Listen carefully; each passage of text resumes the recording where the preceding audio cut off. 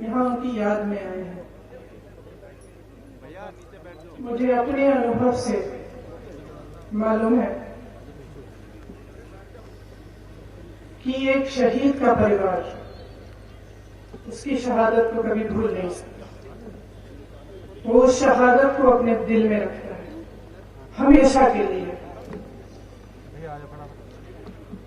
और उस शहादत से उसके दिल में सिर्फ एक तमन्ना जागती है। जानती हूं कि आप सबके दिल में यही तमन्ना है। नवरीत 25 साल के थे, मेरा बेटा 20 साल का है। आपके भी नौजवान बेटे हैं जो उत्साह में अपनी उत्साह दिखाने के लिए, किसानों के साथ खड़े होने के लिए वहां चले गए, और उनके साथ एक ऐसा हादसा हुआ कि वो वापस नहीं आए। क्यों गए थे वहां? कोई राजनीतिक साजिश नहीं थी कि वो वहां गए। वो इसलिए गए क्योंकि उनके दिल में दुख था, उनके दिल में किसानों की पीड़ा थी।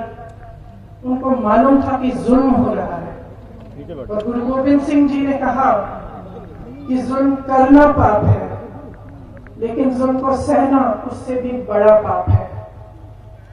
और हो सकता है कि यही सोचते हुए एक नौजवान बच्चा दिल्ली से इतनी दूर से रिब्दिबा से दिल्ली पहुंचा कि हाँ वो भी शामिल होगा, वही उम्मीद रखते हुए कि उसकी सुनवाई होगी, कि सब इकट्ठा होंगे तो सरकार सुनेगी, और जो दिल की बात है किसान की उसके लिए सरकार भी दरवाजे खोलेगी और उसकी सुनवाई करेगी। लेकिन ऐसा नहीं हुआ।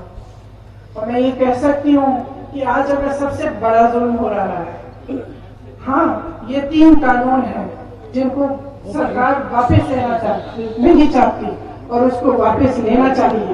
ये बहुत बड़ा जुल्म हो रहा है किसानों के साथ, लेकिन इससे बहुत बड़ा जुल्म ये कर रहे हैं जब ये शहीदों को आतंकवादी कहते हैं, जब ये इस किसान के आंदोलन को अपने लिए एक राजनीतिक मतलब साजिश की तरह के देखते हैं।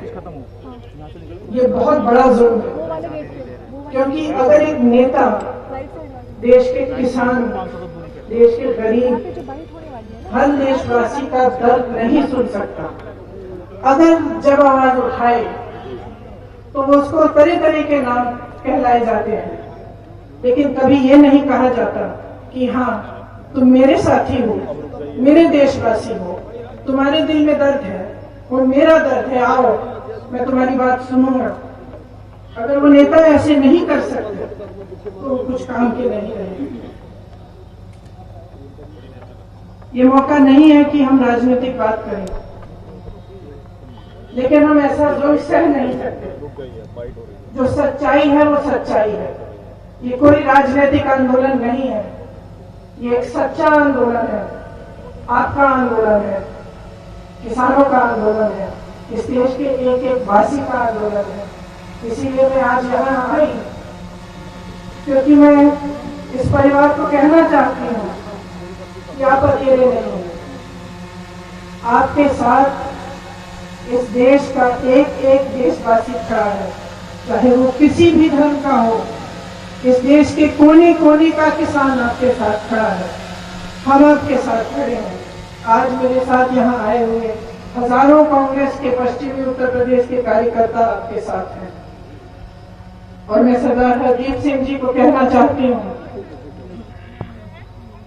कि आपके पोते की शहादत हम व्यर्थ नहीं होने देंगे। यही कहने के लिए मैं यहाँ आई हूँ, और मेरी आशा है कि आप सबके मन में भी यही बात है। इस आंदोलन को तब तक जारी रखेंगे जब तक ये 3 काले कानून सरकार वापस नहीं लेगी। सत श्री अकाल। सत श्री अकाल। सत श्री अकाल।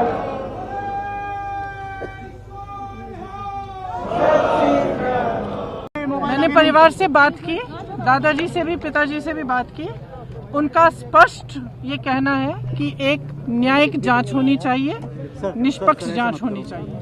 बहुत क्लियरली उन्होंने कहा है। प्रियंका जी, आपने बहुत मार्मिक भाषण दिया। आपने ये कहा कि मेरा बेटा 20 साल का है और जो नवनीत थे वो 25 साल के थे। आगे आप लड़ाई किस तरीके से लड़ने वाली है? अरे एनआई ऊपर कर दो यार माइक।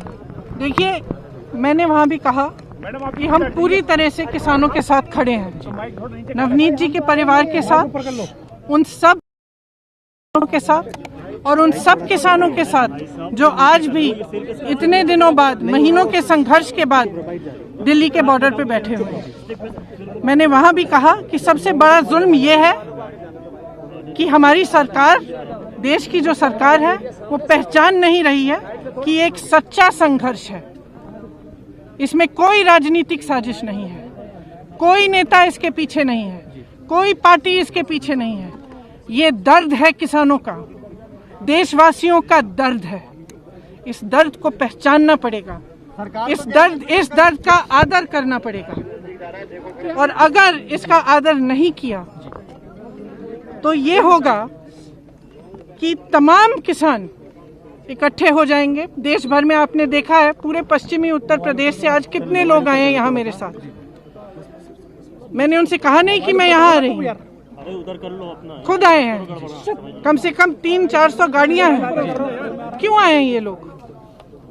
क्यों आए हैं? इसलिए आए हैं क्योंकि जो किसान बैठे हुए हैं वहाँ, वो उनके साथ हैं।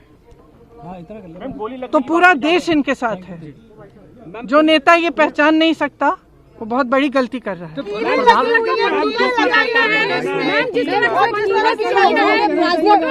खत्म कर दी है, नुकीली तारे लगा दी है, किसानों को रोकने के लिए गाजीपुर बॉर्डर में किलाबंदी कर दिया गया है। अगर आप उस बॉर्डर की फोटो देखें तो ऐसा लगता है कि देश का बॉर्डर है।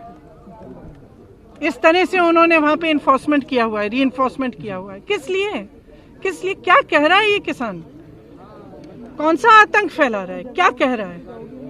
2 महीनों से किस लिए बैठा है? वो यही कह रहे हैं ना कि मेरी बात सुन लो, मुझसे आके चर्चा करो, मेरे से पूछो। ये मेरे लिए कानून बना रहे हो तो मेरे से पूछो, यही तो कह रहा है ना। प्रियंका जी, आखिर सरकार को बात क्यों नहीं समझ में आ रही? प्रधानमंत्री ने भी कहा था और पार्टी मीटिंग में इसलिए समझ नहीं आ रही है क्योंकि एक समय आता है जब इंसान का अहंकार इतना बढ़ जाता है, खास तौर से सत्ताधारी इंसान का, कि वो जनता से उसका जुड़ाव टूट जाता है। वो जानता नहीं है कि जनता क्या महसूस कर रही है, उसकी क्या पीड़ा है। और वो समय शायद आ गया है। शायद हो सकता है कि प्रधानमंत्री जी के इर्द गिर्द जो लोग हैं वो कुछ बताते नहीं होंगे, हो सकता है वो देखते नहीं है, हो सकता है वो समझ नहीं रहे हैं, हो सकता है वो सोचते हैं कि एक बहुत बड़ी साजिश है। सच्चाई आप सबके सामने, चाहे आप दिखाएं ना दिखाएं, हम सरकार 1 फुट